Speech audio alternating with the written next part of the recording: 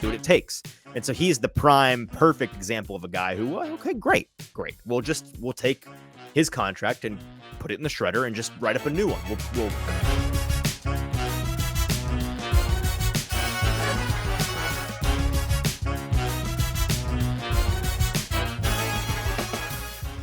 Welcome into the Hot Read Podcast for Friday, February the 24th. I'm your host, Easton Freeze, Director of Published Content here at BroadwaySportsMedia.com. We are also brought to you by the 440 Podcast Network. I am joined on a Friday, the last day of the week, and that means we are one work day away from heading to Indianapolis for the NFL Combine by the man I will be spending all week next week with, doing our very best to fit in amongst the media and NFL coaches and GMs and the like. Producer JT, how are we doing on this Friday?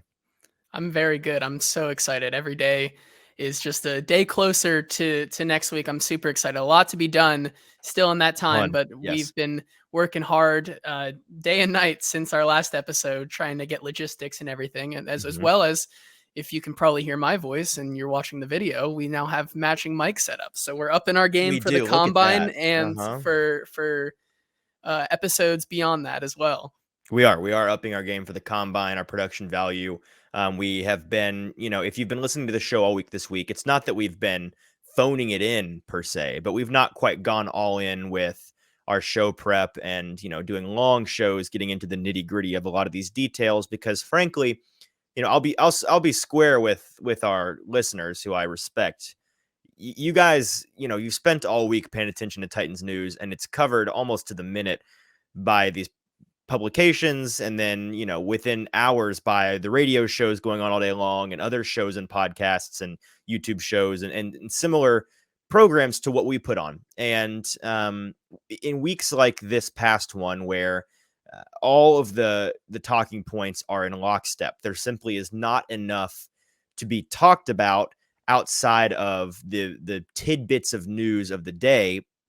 A lot of it becomes really redundant, and it bothers me to put a ton of time and effort into prepping this show when it's going to be a lot of the same things that many of you have heard. Now, I know that there's some of you that come to us first and foremost as your Titans and or NFL news source, and I cannot tell you how appreciative we are of those of you that treat us as your number one source for news. So we're never going to entirely leave out details that are important, even if they've been covered already. But for those of you, I would imagine the majority of you that have heard the Titans news of the week, usually on a show or two, or read about it before you even came to this show.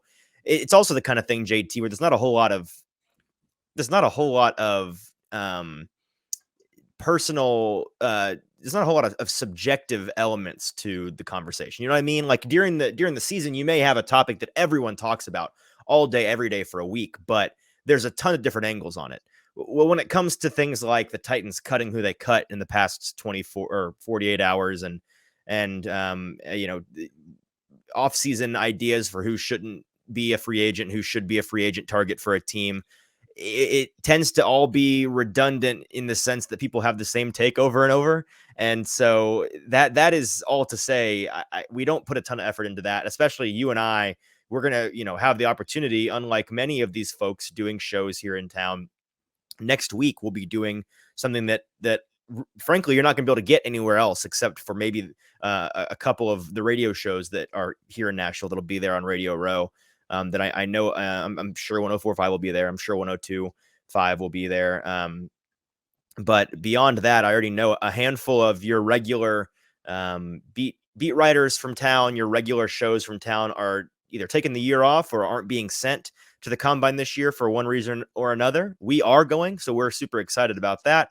And we're going to have, a week's worth, really probably a month's worth of content condensed into 1 week next week as we work our butts off every waking hour of the day in Indianapolis, starting on Tuesday.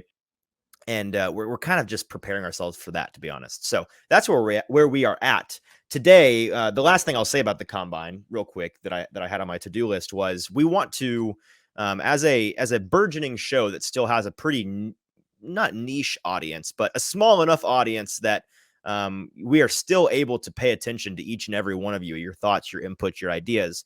We want to leverage that. We want to take advantage of that. So next week when we're in Indianapolis, or now as we're preparing to go to Indianapolis for the NFL Combine, we want to hear, what do you want us to focus on? Are there certain players you want us to key in on? Are there certain position groups you want us to key in on? Of course, we already have our ideas for how it's going to go, but we want to be able to provide you exactly what you're looking for from the NFL Combine this year. We want to be your personal boots on the ground in Indianapolis, talking to the people that you want to hear from, asking the questions you want answered, paying attention to the prospects that you want to know more about. So if you have thoughts, ideas, suggestions, requests along those lines, please let us know via, Twitter DM, or reach us via email over at BroadwaySportsMedia.com. If you look up the staff on there, you can find our email addresses.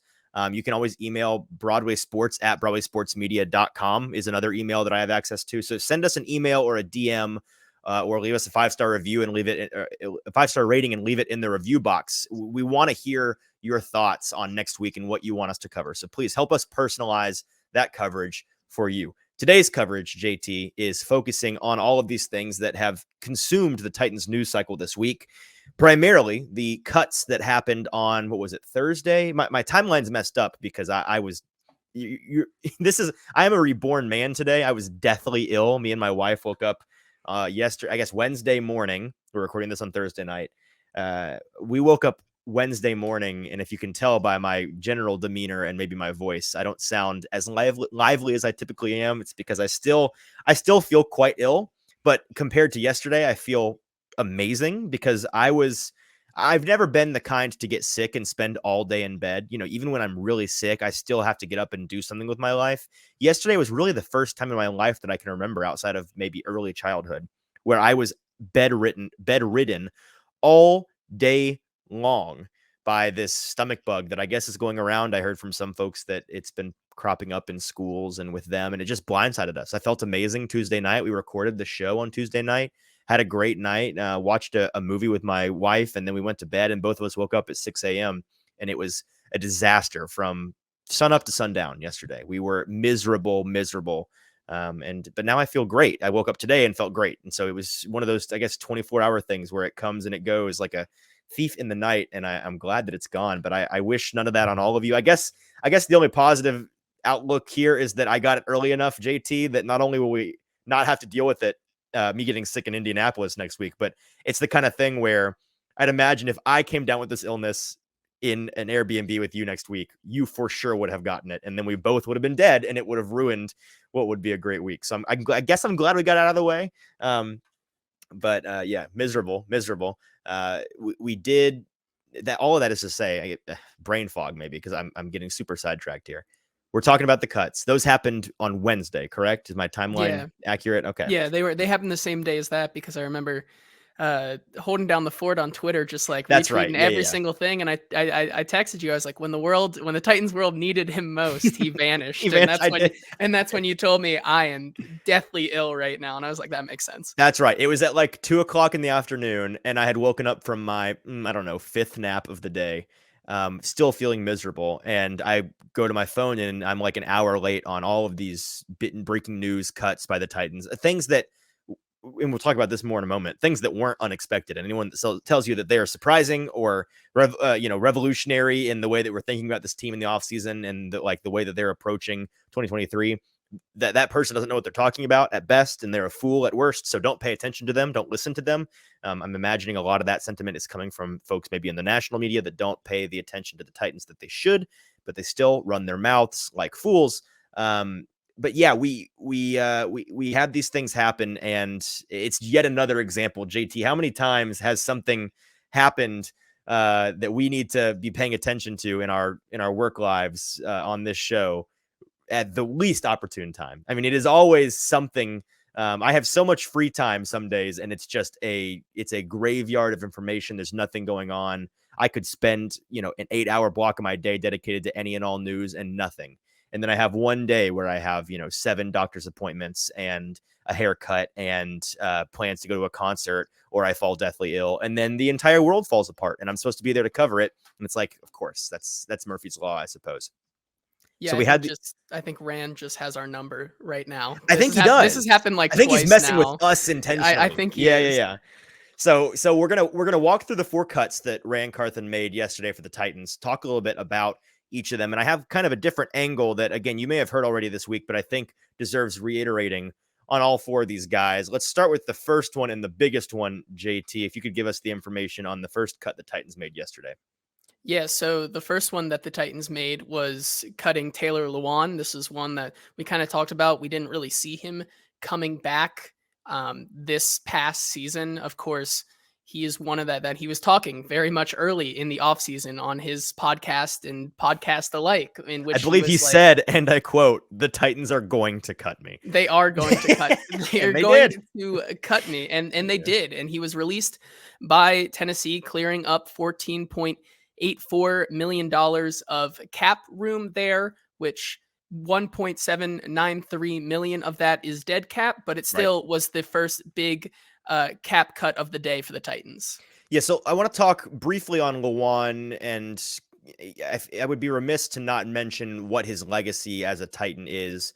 There's still a chance that he ends up coming back on a reduced salary. He talked at length about his future on his episode of Bussin' with the Boys yesterday, which I've caught bits and pieces of.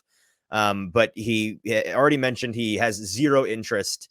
Well, he started by saying on the show that his top 3 teams, if he goes somewhere else, were Jacksonville, Houston, and Indianapolis, which is hilarious. And then he went on to clarify that he would rather retire than ever play for any of those teams. So big respect there. I personally hate when anybody that is a legend for one team goes and plays for another team, into like Bobby Wagner, for example, being a legend with the Seahawks and then going to the Rams, and the Rams, coincidentally AFC South one, Andre Johnson.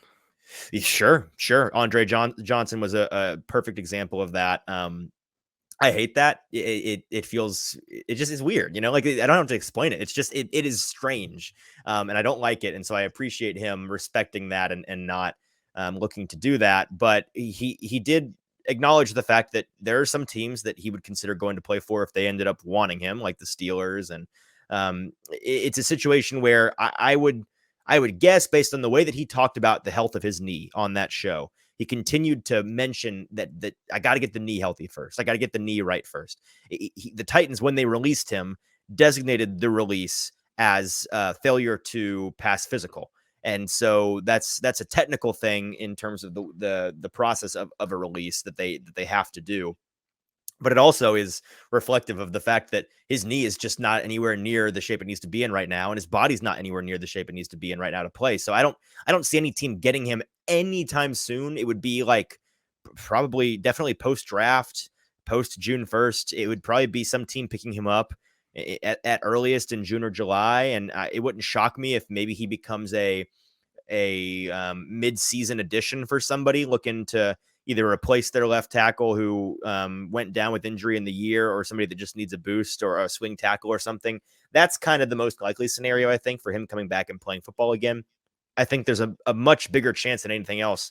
He loves Nashville. He's got a great second career with Barstool and with Bussin' with the Boys and podcasting. And he has a wife and kids that are here in Nashville that he's raising here and building a family. All of these things are pretty clear indicators to me that he's leaning towards retirement right now. His body's giving up on him a little bit. He's one of those guys in the NFL. Some linemen in the NFL you see when they are in playing shape and out of playing shape, they pretty much look the same. Like they just were God, built them the way that they are. And then some guys like Lewan are the kind of guys that outside of their playing shape or when they get hurt, they really deflate. And you're like, oh, wow, okay, that's a normal sized human now. That's not a behemoth left tackle in the NFL. And then they just have this extraordinary ability to bulk up when they need to. He's one of those guys. And I can't imagine, even though he's been able to do it multiple times, go up and down, inflate and deflate. I can't imagine it's very fun or a process that, you'd want to go through more times than you need, especially if you're worried you might go through that process of bulking all the way up just to play like this year, not one game and a couple of snaps before you get hurt again and then deflate again. So I'd imagine all of those impediments would, lead him towards, let's maybe just call it a career. Let's hang it up. 9 great years with the Titans. And I want to talk a little bit about that. A lot of talk about his legacy as a Titan. The thing that I think he's going to be remembered for the most and should be remembered for the most is really being not the primary leader in transforming the Titans culture and the Titans organization from a team that was really destitute for a long time and had been mired in mediocrity at best and, 2-14 seasons at worst, changing them from that culture to a winning culture.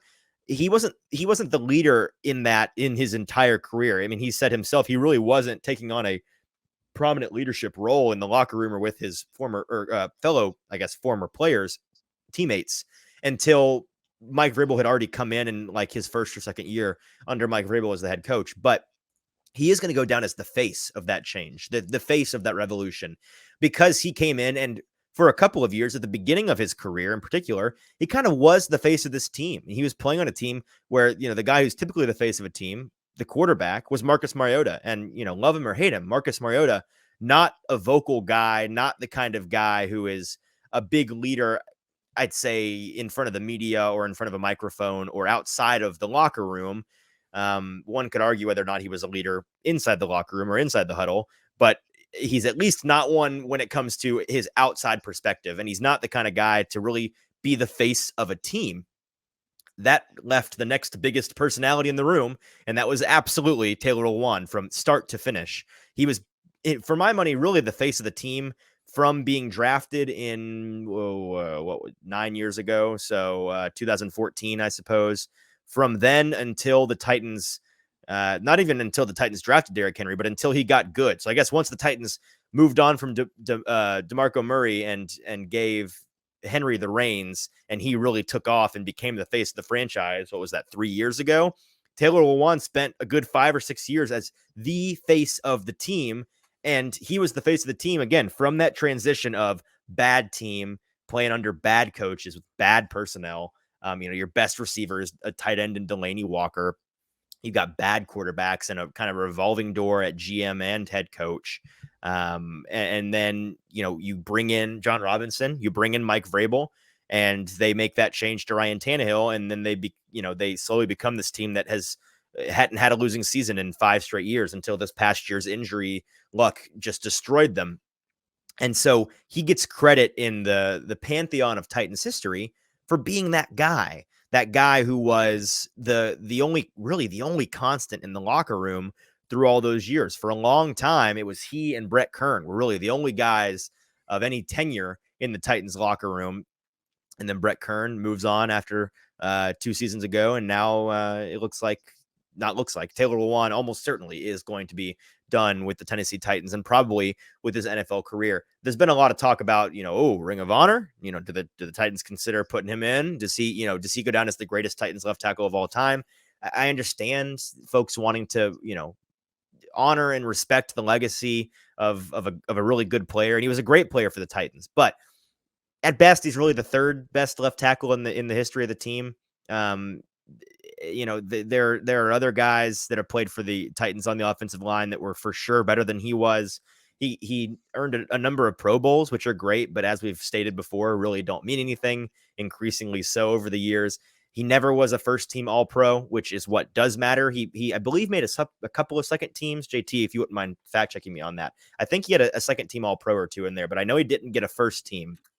And he's going to go down as a guy, again, that was a really, really great player for the Titans, was not an elite player, was not an all-time player, but he is going to go down as the guy who was the face of that change. And that's a really important thing. And that's going to be what I think he's remembered for. So a really fantastic career for a player that the Titans have not really been utilizing a ton at all. He's missed more than half of his games in the last, 3 or 4 years. So they are moving on from Lewan. And JT, did you find that information? Yeah, so he was he's gone to the Pro Bowl 3 times. Right. As far as All Pro, I'm not sure if he was even a second team. Okay. He's come close for sure, but I don't know. So he's been that fringe guy. So yeah, he's a very good to great player that fell apart at the end of his career and is an amazing personality and is an amazing person in the city of Nashville and has done great things for the team and the community, but not quite a Ring of Honor player, not quite an all-timer. So that's really the legacy of Taylor Lewan, and we bid him a fond farewell. JT, who was the second player the Titans bid a fond farewell yesterday? Yeah, so the second one that they bid farewell to was one that if you had to say one of them was surprising without being too surprising, it Yep. has to be this one here. We all knew that the other ones were coming, but this one makes sense, at least to me. I see why they did it. They cut kicker Randy Bullock, so see you later, the Randy zone. It was fun while it lasted. It was not fun while it lasted. Do not lie. But that cut there clears up $2.13 million in cap space. 600,000 of that is dead cap, but that is the second cut the Titans made yesterday. Yeah, so Randy Bullock, like you said, if any of these cuts were surprising, it was Bullock, but it doesn't really shock you in hindsight, or it shouldn't shock you in hindsight. He's a guy that they didn't have to move on from because all of these must cuts, it's typically it's money saving measures, right? It's guys that their contract is untenable going forward, or their contract is coming to a close, or they are washed and you got to get them off the payroll. Bullock, arguably washed, I suppose. I mean, he's very good inside of 42 yards, 43, maybe. That's kind of pushing it. He hit at 75% this past season. Was is it 75%? Excuse me. He was hit at 85% this season, going 6 for 8 from 40 to 49 yards, which is fine. 75% in the 40-yard range is cool. But in terms of kicks that were 47 yards or longer, which in today's NFL are pretty standard, I would say a real requirement in terms of being a starting NFL kicker, you should be able to reliably hit 47 plus yard field goals. Really, if you can't reliably hit field goals between 47 and 53 yards in the NFL, I just don't think you're long for the league. I don't think that's going to hold up. Most teams, that's not acceptable for. And for the Titans, the mere fact that last season he only kicked the ball in the 40 to 49 yard range 8 times just goes to show, while he hit 6 of them, the Titans didn't want him kicking from that range very often. There were a number of times where this team, and you can't say, well, it was because they were confident their offense was going to pick up the first down. No, they were not. They still went for it because they didn't want Randy Bullock kicking from outside 40 yards. And so for him, and I forgot to even mention the stat I was talking about, from 47 plus yards last season, he was 3 for 6, 50% on the year. That's just not good enough. And that's, I think, a big part of the reason why, again, if he was as good a kicker from inside 42 or from outside 42 that he is inside 42, he'd still be on the roster. They'd still be paying him. But the mere fact that he was making a veteran's amount of money for a kicker, you can really afford to get, you would imagine, at the very least, his level of play, hopefully better, from a rookie or a combination of rookies that can battle it out in the offseason and in preseason activities for pennies on the dollar compared to what you were paying him. He only leaves behind $600,000 in dead cap. You get a couple $1 million back. It's a no-brainer for me. And it makes sense that they ended up just going ahead and pulling the plug on it, making it clear to the organization and, prospective kickers and media and fans alike that, hey, Rand Carthen and Mike Vrabel are no longer accepting this mediocre kicking ability that this team has had really since Ryan Suckup got injured and then got cut and went to the Bucs and won a Super Bowl. That was really prime Ryan Suckup before he got his big injury. That was the last time the Titans had reliable kicking. And under Bullock, to his credit, they had reliable kicking for 2 years as compared to what they had, but it was all comparative. People's love for Randy Bullock was really born more of the fact that they had been in the desert wandering for kicking competence for years and years and years. And they finally found competence, but it was a hard ceiling of competent. There was no good, there was no great from Randy Bullock. So the Titans decided to move on. The third cut of the day, which is the one that had all Titans fans up in arms yesterday because of what the player said on Twitter, was Robert Woods, who was cut yesterday, clearing up $12 million in cap room for the Titans. 2.6 million of that is dead cap, and his response on Twitter was to tweet "free!" ! Like he is a 1,500 yard per season. He was imprisoned by the Tennessee diva. Titans all year, the poor guy, and now he's free. Good for him, though. I guess he's maybe he just meant free agent. Like that's what I am now, because that's what he is. Really, I had no bad things to say about him as a person all year. He handled himself very professionally in the locker room. He seemed to be professional on and off the field. But the gall to say that on Twitter after the year that you had, it's not a great look. It's frustrating, I'm sure, for Titans fans. He would still be on the roster making $10+ million, $12 million a year if he'd managed to get more free during the season. I mean, he welcomed so many jokes along those lines on the internet yesterday because he was not free on the fields very often at all last year. And one could argue he put the Titans in a passing ability prison much more than the Titans put him in a wide receiver prison. He was a guy that really is a combination of washed due to his age and coming off of a late season ACL tear. I think it's really that clear. And that's why, to me, of all the cuts the Titans have made this season so far, this offseason rather, he's the one most likely to come back and bite them in the butt a little bit. He's the guy most likely to move on to another team next year and look better than he did. Again, because we've seen it time and time again. These players come off of ACL, major knee injuries, and in their first year back, they're typically just not all that great. They are more often than not pretty mediocre.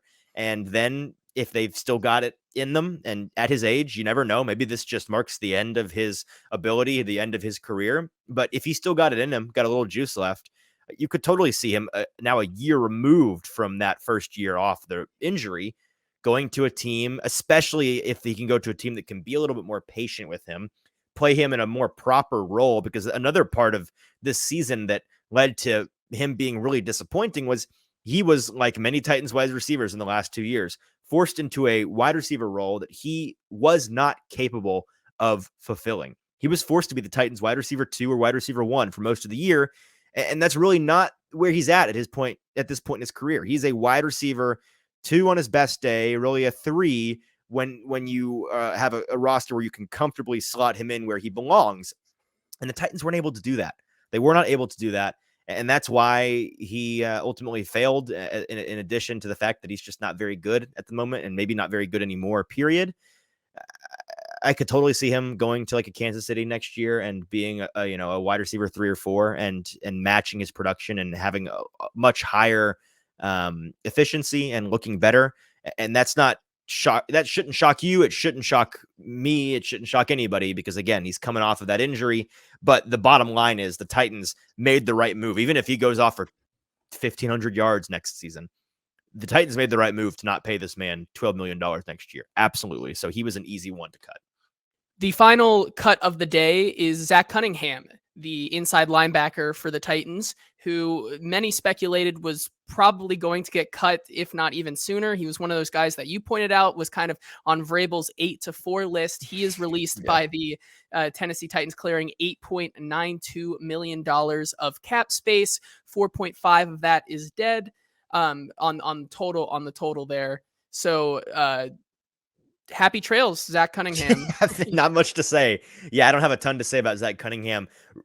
Really a dramatic rise and fall for Cunningham, who at the time of the Titans picking him up off of waivers mid-season last year was a really good move. And he came in and he helped this team. He was a significant part of their run to the 1 seed last year. And then this year, there were injuries involved. But man, the fall off for him was stark, dramatic, rapid, and there was no dead cat bounce. There was no hope at the end, light at the end of the tunnel. It was all bad. It was never even remotely leaning towards promising. And he was the easiest cut. It sounds like, especially because we've been talking about this since, I don't know, November. We've known that with Mike Vrabel's not so subtle calling out of some of the people on the roster as 8-4 guys. And a number of people have asked me what that means. This is in reference when he says 8-4 guys, he means guys that come in at 8 a.m. and leave at 4 p.m. And outside of the facility, outside of the work hours, they're not putting in extra work. They're not working, super hard while they're there. It's kind of like the quiet quitters of the NFL, right? The people that are putting in the bare minimum. And that's not, you can't do that and be a starter in the NFL. It's not how it works. So that's why, along with the fact that he sucked last year, that's why he's gone. An easy move, a pretty significant chunk of dead cap, right there, 4.5 million, like you said. But they got that contract off the books, and that was definitely the easiest move that they've made so far. But yeah, those four: Lewan, Bullock, Woods, and Cunningham, all four off the payroll for next year, off outside of dead cap, off of the books in terms of guys that are going to be eating up active money. And so the big question now, JT, is what comes next. And there's been a lot of speculation revolving around this. A lot of folks have been surprised by the fact that Bud Dupree was not among those guys that ended up being cut on Wednesday. And we found out really today via, I think it was Jason over at Over the Cap. I could be incorrect, but either Over the Cap or Spotrac, one of the two big offseason money guys online, talked about how with Bud Dupree, his contract has some guaranteed money on it for next season. So it requires the Titans really to wait until the new league year begins, which the old league year ends and the new league year begins on March 15th. Kind of a random date they've chosen. I don't know what the significance of that date is. Kind of an obligatory cutoff date that they've chosen. And so from a financial, technical standpoint, they need to wait until then to be able to make that move. But there's been a lot of buzz and conversation around the idea of, well, do you even cut him then, or should the Titans wait until June 1st and make him a post June 1st cut, because that's going to allocate them some more money than they would get if they were to cut him now. Now, we'll talk about my opinion on this here in a moment, but just to clear up that thought, with Dupree, if you cut him before June 1st, it's going to be $9.35 million saved on the cap, significant amount of money, and you'll be eating $10.85 million in dead money on next year's cap, and then he'll be off the books after next year. If you make him a post June 1st cut, then you get $15.75 million in cap savings, about $6 or $7 million extra that you won't get if you cut him before June 1st. And then cutting him post June 1st allows you to split up the dead money between the next 2 years. And so you'd be able to put $4.4 million dead money instead of 10.8 on the books for next year. And then I'm assuming, 5 or 6-ish million of dead money on the books for dead cap in 2024. That, for example, is why Julio Jones is still on the Titans books for 2023 at, I think, an $8.5 million dead cap money number. They split him up. I think he was like $3.5 million dead cap in his first year gone last year. And then this upcoming year, they're going to have to eat $8.5 million dead cap because they cut him post June 1st to get some extra money. The conversation around Dupree is, okay, well, do you make it post June 1st or pre June 1st? The first thing I'll say is this: they can make the call at any time. They can announce it whenever. If they want to cut him pre June 1st, they can do it today, even though the league calendar ends on March 15th. We saw the Rams do that today with Bobby Wagner. They announced they're going to be cutting him, but that's not actually, the transaction is not going through until the beginning of the new year or the new league year, because that's the way that it has to work. So if they want to make that decision now, they can. Why they didn't? Either they don't want to cut him, before June 1st. They want to make him a post June 1st cut, or maybe they couldn't get a hold of him or his agent, or they're still thinking about it or whatever. They also can make him a post June 1st cut before June 1st. Now, the one question I don't know the answer to is, can you make an announcement about a guy being cut as a post June 1st cut before the new league year? I don't know. You look back at Julio Jones last year, they announced that he was going to be a post June 1st cut on like March 17th or something. It was well before June 1st, but it was a day or two after the new league year began. So that leads me to believe, I couldn't find a straight answer on it online, but that leads me to believe you can't make that announcement until the new league year has begun. I do know that once the new league year has begun, you can, again, make that announcement well before June 1st. And just designate them as a guy you're going to cut post June 1st. And then that really does them a solid, because it allows them to go and find work while you are waiting to get some extra money back off of their contract. But it gives you more money now at a pretty inopportune time in the season for using that money on free agency.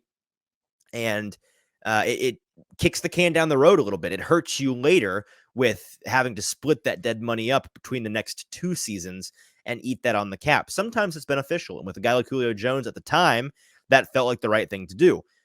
But right now, I don't see why this team would make that decision. I'm yet to hear a coherent argument outside of, well, they'll use that extra money to sign their draft class.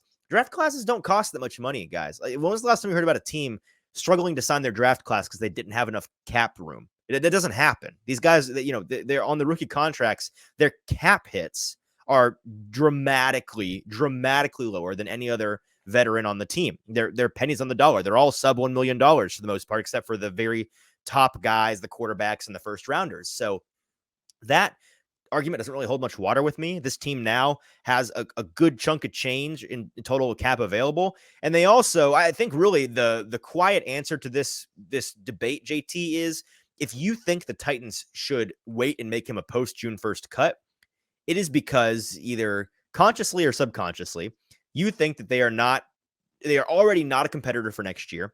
And they are already treating 2023 as a retool season, a rebuild season. They're tearing it down and starting over, and they're not going to contend. Now, if that's the case, then there's maybe an argument for that, simply because it would allow you to, I don't know, have a little bit extra money to spend in June and July. But I don't know if anyone knows this or not. The free agent market, the pool of available players to sign in June or July, kind of sucks compared to the free agent market in, I don't know, March and April. Getting that not almost $10 million in cap space to add to the cap space they made for themselves on Wednesday in April, in March, that is when you need that money to spend, as I think that the Titans want to do, as I think that the Titans should, to get some free agents, because I don't think that they're retooling next year. I don't think that they should, and I don't think that they are. And if you know Mike Vrabel, I don't think you should suspect that either. This is a team that's going to contend. They need a number of players at different positions that they can't fill in just the draft alone. They don't have the picks. They don't have the capital. They have to go make some moves in free agency, and they're going to. And they need that money now. They need it now from Bud Dupree's contract in order to make those splash moves. So that's why I think it makes the most sense for sure for them to cut him pre-June 1st. I'm still willing to hear any and all coherent arguments as to why they shouldn't, but I feel pretty strongly at this point that they should and they will. The only other guy that is worth mentioning for me right now is Ben Jones, and that's because on Bussing with the Boys yesterday, and this is a part that admittedly I've not heard myself, but I've heard others talk about. Sounds like Taylor Lewan talked about Ben Jones and then to Ben Jones on a phone call or on FaceTime during the recording of the show, and they cut out the bits where Ben Jones is talking. I don't know why, or if they had to. I suppose they had to, or else they wouldn't have. But you can only hear Taylor's side of the conversation. And Taylor begins by asking him if he broke his arm or broke his shoulder, I guess alluding to him being in a sling in the video, which doesn't shock me. Ben Jones, kind of a wild man, kind of a guy that gets beat up and you don't really know it. He keeps it to himself because he's one of the toughest guys I've ever interacted with. He is a guy that may be on the chopping block for the Titans this year. More likely than not, he's probably a guy on the retirement block for the Titans this year. But cutting him doesn't make much sense to me, even though, again, on Bussing with the Boys yesterday, Taylor Lewan did say before I think he took the phone call with Ben Jones that he thought they were going to cut Ben Jones. And he was alluding to today or Wednesday or Thursday of this week. Well, unless the Titans make a midnight call here on Thursday night, they aren't cutting him on Wednesday or Thursday. It also wouldn't really make a whole lot of sense for them to cut him because you'd be saving, I think, like $2 or $3 million in cap space if you were to cut him. And he's well worth the contract that he's currently on. If he decides to stay, he's well worth that dead cap, hanging on to it and seeing if he wants to play again. That is not the question. That calculus does not wash. It does not add up. And so I don't see them cutting him. I'm not sure why Lewan was alluding to, maybe he in his final meeting with the brass over there, he heard that they were maybe going to cut some other linemen and he assumed it was going to be him, or maybe he heard they were going to cut some other players and he assumed Ben Jones would be included. I don't know why he said that. It makes you wonder. It's really the first that I've heard anyone talk about Ben Jones being cut and not being retired, but something to keep an eye on, although I don't think it's going to happen. The last thing I want to mention, JT, before we get into some Titans news and then some miserable, mockable mocks, and then we get out of here, is this. And I mentioned it at the top of our show. I'll mention it again now. Anybody acting like yesterday tells us anything about the long or short-term trajectory of the Titans has not been paying attention to the Titans. It's really as simple as these were, and most teams have these, but the Titans have them in spades this year. There are a handful of cuts every single season that every single team makes at the beginning of the offseason that are no-brainers for one reason or another. Again, they're washed. Their contract makes no sense. They are not a culture fit. They are wanting out. The team needs the cap space. Whatever it is, there's a handful of things that just on paper, you got to do it. You got to make this cut, and they make it as soon as they can. All four of these were in that category. You know, Randy Bullock wasn't one they needed to make, but it's one that totally makes sense. And they're not winning or losing games based on Randy Bullock being on the roster. If anything, they're losing games. They had at least one game last year. They lost the first game of the year because of Randy Bullock. But these weren't moves that change what this team, the starting roster for the Titans, looks like from a high caliber standpoint. Robert Woods was playing, but he was bad. Randy Bullock was playing, but he was bad. Taylor Lewan hasn't played more than half the games in the last 4 seasons. Zach Cunningham last season didn't play him. When he did, he was actively horrible. So the Titans could roll out their active roster today and it wouldn't really suffer from these cuts. It's a situation where folks see big names, and these, granted, are some bigger names on the team, bigger names on the roster, and they, from their half intelligent standpoint, they're half read perch upon their national media or regional media, or just not paying very close attention media, or ivory tower. They are seeing these moves and immediately assuming, I guess the Titans are tearing it down. I guess they are, new GM Rand Carthen struts into town and starts changing this roster up. He's going to take a year or two to get it the way he wants it. Maybe he is, but these moves don't indicate that at all. And if you think that, it's one of those things that you even saw Titans fans yesterday, JT, that they know well and good that these shouldn't be surprising moves, but they see them. And I guess there's just this visceral response that when the thing actually happens, they freak out and they're like, well, I guess we're tearing it down, man. Guess we're tearing it to the studs. Guess this is Grant Carthen's going to take his time with this thing. What? We've been talking about this for how long? That these were the cuts that were going to make as soon as they could, that these were the cuts they had to make, that were going to make them a better team. They were going to have the ability to become a much better team because of these cuts. Not, they're making these cuts because they're tearing it down to the studs. What are you talking about? It's nonsense. It's ridiculous. And if people are talking like that, they need not be trusted. They need not be listened to. I don't like to always say if somebody's wrong about something, they shouldn't be listened to, because there is nobody in the media or in any walk of life that is never wrong. I'm wrong all the time. That doesn't mean you shouldn't listen to me. But something like that, there are certain benchmarks in any line of work where if you don't know this, I don't know what you're talking about. This is one of them. If you don't know that these cuts were necessary, that they're good, and they are in no way indicative of the Titans tearing the roster down to the studs or going into a full rebuild or taking 2023 as a retool, which they may end up choosing to do. But these moves do not indicate that in any way, shape, or form. So it's foolishness, it's nonsense, and guard yourself against folks that may have that take for you. And with that, JT, let's get into some Titans news.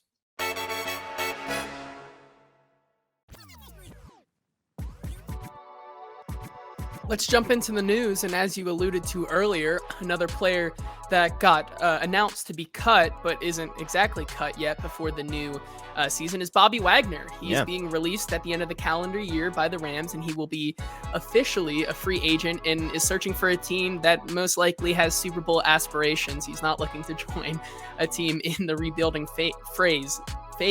Wow. Sure. Easton, with that said, who do you see being a potential suitor for Bobby Wagner? The Cincinnati Bengals. I think the Bengals would be a perfect landing spot for Bobby Wagner. He's going to be a hot commodity in general. It wouldn't shock me if he goes to a handful of different teams, because he is exactly the kind of veteran star player. And I can't believe we're saying this, because it felt like just a year or two ago we were talking about how, wow, Bobby Wagner really fell off in Seattle. If you still think Bobby Wagner's elite, you don't know ball. And that was an appropriate take for a while. And then he went to the Rams, and last year he was a second-team All-Pro, arguably the best linebacker in the entire league. He was PFF's highest graded linebacker in the league. He was a stud. He did it all for the Rams. Now, maybe that's because they had nobody else to make tackles on defense. I don't know. That whole team was a disaster, but they are, as a team, no longer in a position to be having a guy like that on the roster. They are actually in tear it down rebuild mode a little bit. You would imagine, at least. We'll see. But it seems like they're much more in that space after last season than the Titans are in that division. But yeah, he's a guy that I think a team like the Bengals, who the first one that came to mind was the Bengals, not just because you are a close friend of mine and you are a resident Bengals fan, but the Bengals are the team that comes to mind in terms of needing big linebacker help, because they're a contending team. They're going to contend next year. They've a lot of continuity, a lot of players sticking around, and they've got a guy in what happened? Pratt. Yeah. When Pratt ends up walking for the Bengals next year, and it sounds like, from what I've read, I was reading this earlier today, it's pretty much a done deal that he's going to inevitably walk in free agency. He's the kind of guy they should absolutely be looking to target. He's the kind of veteran, kind of like Von Miller was last year for the Bills. Injuries made that not really work out for him in the end, but he's the kind of player that is the finisher for your roster construction. He's the kind of guy that can really round out a team in that way, and as long as he can play like he did last year, he's going to bring the juice and the energy and be the guy that you want the green dot on his helmet, because he is a fantastic leader. So a guy that has kind of come back from the dead, good for him. He's going to have a lot of suitors. Another guy that could be a cap casualty, or at least a contract restructuring for the Titans, is Kevin Byard, who, friend of the show, Zach Lyons over at Football and Other F Words, pointed out today that his upcoming cap hits for the next 2 seasons are $19 million and $17 million respectively. A post June 1st cut would save about $14.1 million towards the cap, but it seems like probably a restructure for the sake of the team would probably be smarter. What do you think, Easton? Yeah, this is a contract that I had on my short list of contracts to watch this offseason. Zach Lyons, he's our resident football of business expert when it comes to the offseason. He's well read on these things, and I trust his opinion on these things. He mentioned today, and kind of brought this back up in my mind. It had kind of settled to the back of my mind that, oh yeah, this Kevin Byard contract is no bueno going forward. He, like you said, some 19 some odd $19 million against the cap next year, cap hit. You can't allow an aging cornerback, an aging safety, even as good as Kevin Byard, to play at $19 and $17 million cap hits the next 2 seasons. You just can't do it. We've reached the point with these contracts. If you're new to NFL business, you know that you probably are picking up on the fact that a lot of these contracts, the way they're structured, are the first year or 2 or 3, you make them, not incentive heavy, cash advance heavy, signing bonus heavy. You give the players a lot of money up front. You make their cap hits quite small so that the team can have a lot of extra room to build around them in the first couple of years. And then you build it to where in the 3rd, 4th, 5th, 6th year of the contract, that's when the cap hits get exorbitant and untenable. And the idea is, well, by then we'll either re-up them or restructure or extend and continue to kick that can down the road. Or we'll be in a position as a team where we're wanting to tear it down to the studs and we can just eat that cap number for a year and rebuild. But regardless, the Titans aren't in that position to do any of those things right now. I don't believe that's not the way that they're wanting to go about this season in my eyes. And they've reached that point in Byard's contract where, okay, we've reached the point where we kicked the can down the road a couple of years ago. We have now caught up to the can. We got to decide whether to kick it further down the road or to take the can and I don't know what's the proper metaphor here. Replace the can, remodel the can, recycle it. Recycle. I think it's time to recycle this can. This can needs to be recycled on Kevin Byard, because at his age, I just don't see them once again kicking that can down the road, extending his contract, making those big numbers show up again. I'd imagine at his age 2, at most 3 years down the road. You'd imagine at that age. I mean, how old is Kevin Byard? Alexa, how old is Kevin Byard? Is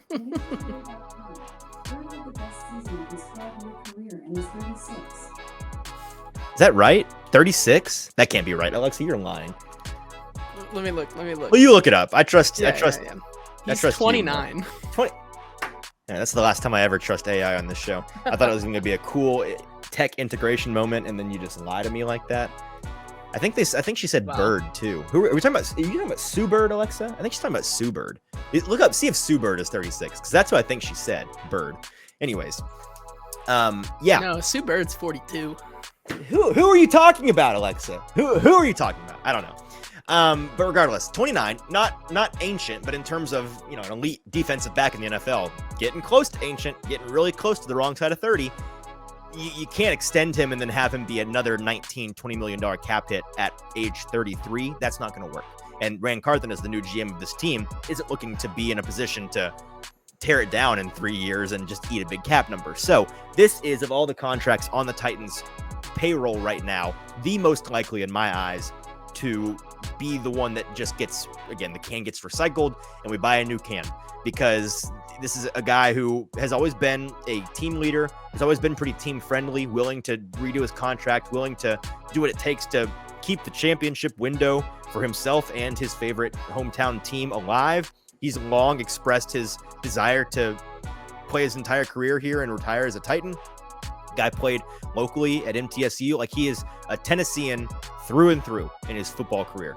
He wants to stay. He wants to help them win a championship. He's going to do what it takes. And so he's the prime, perfect example of a guy who, well, okay, great. We'll take his contract and put it in the shredder and just write up a new one. We'll compensate him handsomely. But this whole $19 million against the cap business for a 29-year-old safety, even though he's one of the best safeties in the league, you can't do that. So this is a contract that they're going to almost certainly shred and redo, because it is an untenable contract and it does almost certainly require them to completely restructure that contract.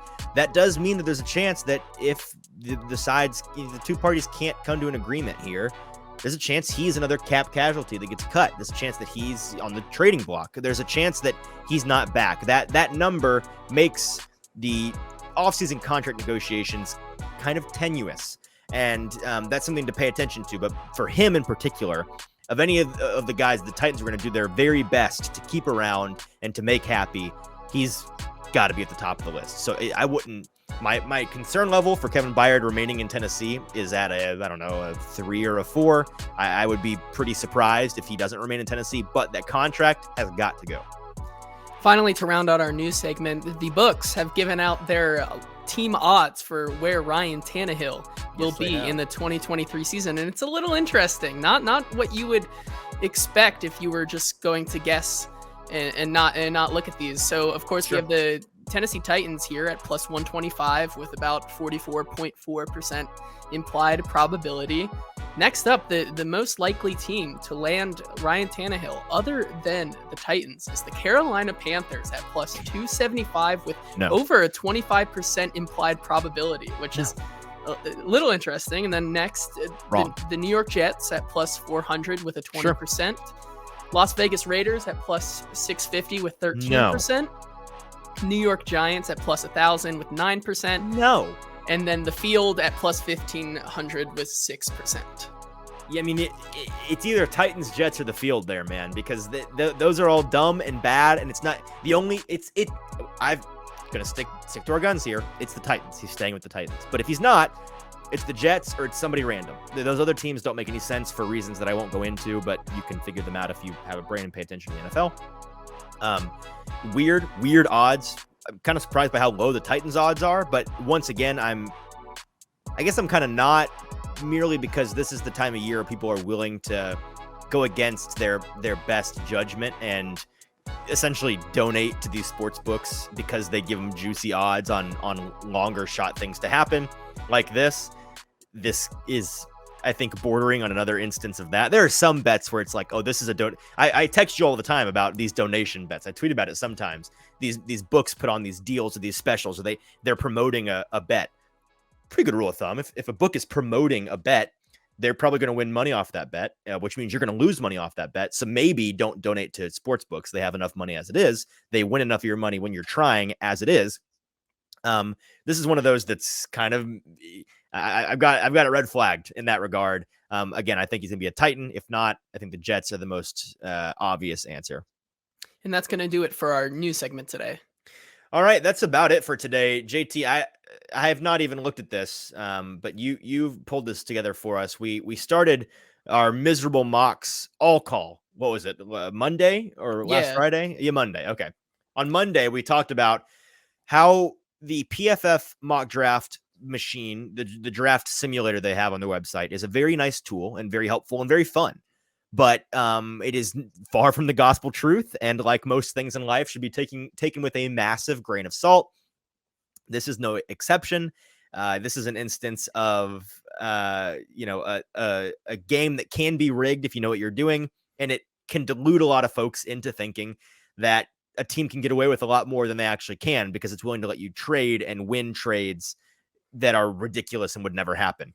We asked anybody that was willing to join us in our ridiculous delusional grandeur to send us their favorite ridiculous mock drafts, and we got a couple sent to us. What's this first one we got that we just want to shout out our listeners and review just how ridiculous it is on a scale of 1 to 10? How miserable is this mock? What do we got? Yeah, so our first one's going to come from Jacob Sane at JSanity on Twitter. He came up with one of our most loyal followers. Yes, one of our most loyal listeners. Massive shout out to Jacob Sane. Definitely top 3 guys that pay attention to our content and follow us. So appreciate you. Not shocked at all that he sent us one. Yeah. So first up here, if we look at it, he's got an interesting idea, which I tweeted back at him. I'm like, I don't hate the beginning of this. The beginning of this, in which okay. I mean, the price is just absolutely ludicrous. I kind of do, but yeah. Giving up the 11th pick in return, receiving the Commanders' 16th overall pick in the first round, a 3rd rounder, and then Terry McLaurin, which I think he's one of my favorite wide receivers in the league. I think he's a little underrated for what people give him, but he is going back to the Titans. So the Titans, to get Terry McLaurin, all they have to do is move back 5 spots and they get a 3rd rounder for it as well, which let me clarify. When I said I hate it for the Commanders because it's a ridiculous trade. Now maybe PFF's rationale, the machine's rationale here is that, well, the Titans are having to eat, a pretty big contract with McLaurin. Sure, whatever. Still a ridiculous trade. The Commanders would never ever do this to move up 5 spots and lose a 3rd rounder and to lose their cornerstone wide receiver. So that's ridiculous. And then an even more ridiculous trade after that, Abe Lucas, this past year was his rookie year, I believe. Yes, he was drafted in 2022. Yeah, because we talked about him a lot last year in the draft shows. He's a guy that just came in for Seattle. I think they spent the first rounder on him last year, and he played pretty well for him. And now they're just going to ship him off to move up 4 spots in the first round. The Titans get a bookend tackle who's young and on a rookie contract, and they only have to move back 4 spots in the first round. Hilarious. Then they get another tackle, according to Jacob, Anton Harrison out of Oklahoma in the 2nd round. Then a guard, Osiris Torrance, in the 3rd round. And then Kansas City is all in on Caleb Farley, baby. Kansas City going in, getting Caleb Farley, the Titans' 3 thirds from the Titans in return for the Titans to get another 1st round pick, I guess, to go up and get Anton Harrison at tackle. So the Titans, they lose Caleb Farley and 3 3rd round picks. And in return, they get 3 1st round picks, Terry McLaurin and Abe Lucas, which is, listen, Rand Carthen should win. He should win GM of the year every year if that's what he can do. If you keep going down here, you should look at who the Titans get for sending Bud Dupree in a 2nd rounder right there. Oh, baby! They get rookie cornerback who arguably a lot of rookie of the year votes. Yeah, Tariq Woolen. So the Titans are going to receive Tariq Woolen to replace Caleb Farley and the Seattle Seahawks 2nd round pick here for Bud Dupree. It's essentially a straight swap. Tariq Woolen for Bud Dupree, which is hilarious that it lets you get away with this, and not a forced trade either, because we can tell on these. If you're watching the show, and you should on YouTube, for Broadway Sports Media's YouTube page, you can watch every show. It looks beautiful. Our faces are awesome. You should check us out. The trade monikers along the side there, it says trade. If it's a forced trade, and so you're blatantly gaming the system, it says trade in parentheses forced. This is real. It said, yeah, you can get away with this in real life, man. So that's insane. Hilarious. The Titans with quite a haul here, and I'd say they're a contender after this draft and trade cycle. This is fantastic. Well done, Jay Sanity. And then we have one more here today to round out our show. This one's going to be from Viking Dad _4. He sent me a few of them, but this was the one that I liked the most here. We have the Titans. You want to cover the trades first here? Yeah. So let's cover the trades here first, in which the Titans are sending all their first round picks for the next couple of years. This year, next year, the next year, and the next year. Okay, yeah, 4 consecutive first. And we're gonna go up awesome. and we're gonna go up and get CJ Stroud here, and we're gonna pair him with. I will say that's probably the most realistic part of any of these drafts, because that is, I'd say that is that's a round 2. That's a round 2 pick. 3 firsts and a second. Yeah. Right. Okay, 3 firsts and a second. That is in the territory of what it would actually cost to go up to get that first overall pick. So that part makes sense. So we're going to go up and get CJ Stroud. We're going to pair him with his offensive tackle there, DeJuan Jones, as well as Darnell Washington from Georgia, and Andrew Voorhees, who is very commonly picked and hated by PFF. PFF gave him an F grade for going number 131 overall in the third round. Hilarious. Excuse me, they have him as their number 131 player. Excuse me. This would be 74th overall, but still, they hate this guy. Very funny. But so far, the Titans, it took 3 firsts and a second, but they've got their franchise quarterback, a tackle, a guard, and a tight end all to start day 1. So pretty good so far. Pretty nice. And then we're gonna trade Ryan Tannehill for sure, you don't need 2 quarterbacks. Get him out of here. Yeah. For the rest of the Jets draft picks here, we're gonna take their 3rd, 4th, 5th, and 6th rounder here in this draft for Ryan Tannehill. And that, I guess, I don't know if Ryan Tannehill's all That's worth King's that. ransom right there. I love it. It really is. But we're gonna. And those are all this year, by the way. This is what I did in my ridiculous one as well. I love that PFF thinks the Jets would be willing to give away 4 of their 5 draft picks this season. They only have 5 or 6 draft picks, and they are willing to let you trade for the Jets, almost all of them, for Ryan Tannehill. Like the Jets are just phoning it in, and I guess that PFF has gone all in on the popular fan sentiment of, well, the Jets are just quarterback away. I guess if you're just quarterback away, then who needs the rest of your draft, right?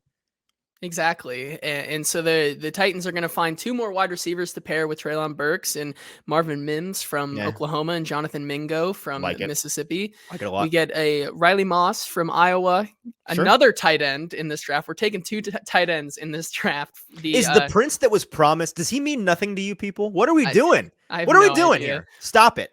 We're going to round it out here with a linebacker out of TCU, D Winters. And then, we cut Fat Randy, Bullock. So we're gonna take Jake Moody out of Michigan here to be our next kicker. Sure. Yeah. PFF said this is an A- mock. Hilarious. Appreciate you guys sending those in. And just to clarify, for our miserable mock segment, which I want us to keep going, if you are listening, we want real mocks for this as well. Like, send us the ridiculous ones that PFF lets you get away with. But also, as the mock draft season gets hot and heavy here in the next couple of weeks, as you see real people that are paid to give you their football opinions online or on television or on radio, put out mock drafts on the internet, there are going to be some, especially national folks that don't know anything about the Titans, the same folks telling you that Wednesday's moves mean the Titans are tearing it down to the studs. They are going to put out mocks that are hilarious. There's already been one where the Titans are drafting a tight end at 11, which is hilarious. And I think it was Dalton Kincaid, which is even more hilarious and a disaster of a pick. That's the kind of thing that we want you to send us, so we can make fun of real, like, dead serious mock drafts that are out there that deserve to be made fun of. So send us your fake ones that are hilarious, but also send us the ones that are real. Those are the ones we're really looking for. We're going to be tracking them down. If you find them, just in the replies, just tag us with a hashtag miserable mocks or hashtag hot read pod, or tag us at Easton Freeze, at JT_Runke, whatever it is. We want to see them. And for that, we're going to be done. We will see you again on Monday. We'll be pretty much spending all of Monday's show, unless there's big Titans news or otherwise over the weekend, which you never know. We'll be spending Monday's show doing a primer for our week in Indianapolis, getting ready for the Combine. Super, super excited about that. Cannot wait for that. Until Monday morning, for producer JT, I'm your host, Easton Freeze. Goodbye, everyone. Have a great weekend.